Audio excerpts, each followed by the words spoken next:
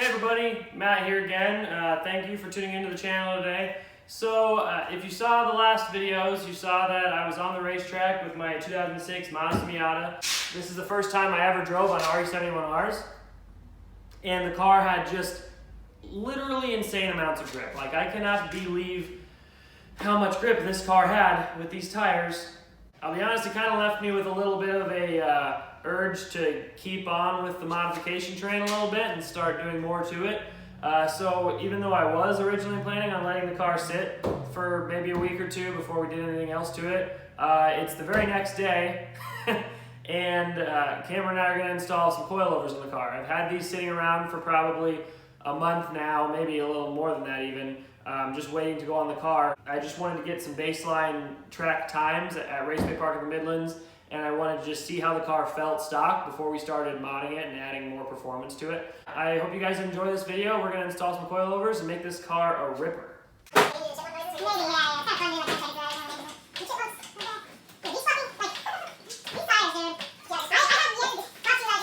So the car's up on jack stands, and then Cameron's over here disassembling my entire trunk. So we can get back to the mounting points for both top hats there. That one looks like it's gonna be a pain in the butt, but okay, if you say so. All right, we're gonna get the front shocks off of the Miata. Hey guys, so these are the coilovers we're putting in the car today. They are CX Racing coilovers. I believe is it 10 and 6K, 10K front, 6K rear? Yeah, 10K front, 6K rear springs. First we have to set droop before we throw them in the car, but these were very budget minded because they are lightly used. They're not going to be like the other YouTube channels who take them off or take them out of the box and put them in without adjusting anything, and this won't be a 10-minute install, but I'm going to make it seem like 10 minutes on video.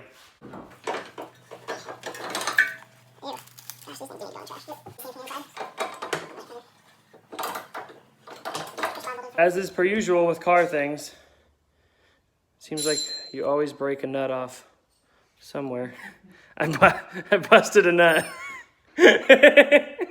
All right, so you might notice I'm wearing a different shirt. It's because this is about a week later and it didn't work. Well, it did, sort of. I mean, it kind of did. The fronts, you can see, are really low. And to be honest, this is too low for me personally, the way I want it, at least I think. But the bigger problem is that we couldn't make the rear coilovers work because it looks like they need some different top hats that did not come with them. And the other problem is that these coilovers seem to be more made for Stance Nation. They have like no droop travel at all, which basically means I'd probably be rubbing my inner fender liners all the time on track, and I just don't think I want to deal with that. So they were only, I think, $200-300, something like that. So it was a deal. I'm just going to try to resell them to somebody who wants more of a show car setup. And I'm going to throw these guys on here. Hey, Cam. Let me show you these suckers. This is a Bilstein setup from an NC3 with Progress lowering springs. So that's just going to have to do. I mean, all I want is this car to be reliable and trackable. And it should be that way with this setup and simple. Hey. All right, let's get these installed and quit rambling with the video, and I'll show you what the car looks like when we're done. All right, we got the fronts nearly in. They're looking a lot better. I just got the left rear Bilstein / Progress spring setup in, and I figured I'd tell you a little more about it. I got the shocks off a 29,000 mile NC3 club. They're the best like stock shocks that came on these cars. The Progress springs are a little bit stiffer than stock, but mostly that's just a little bit of a lowering spring, and I think they're a little bit better controlled at higher speeds. It's going to be similar to stock though, honestly. Maybe like just a little better. It'll definitely be better than my blown out stock shocks wherever they are. I mean, those shocks and springs were terrible.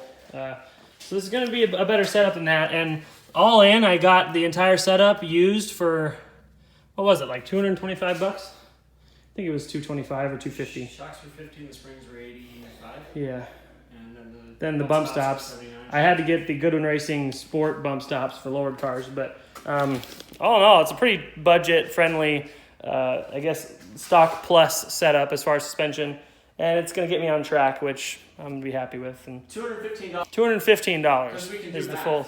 I can't do math, but he can do math. All right, here we go. So we are done with the suspension install. Yes, it doesn't have coilovers, and that kind of blows. I was really hoping for the coilovers. But frankly, I'm okay with these Bilstein / Progress springs. It's a nice setup. It's honestly still really comfortable, and it is a little lower if you guys can see. I mean, it's still a little high for what most people are used to with a track car, but it's not like crazy high. This is still probably about an inch lower than it was before. I don't know if you guys remember, but the stock ride height is just atrocious.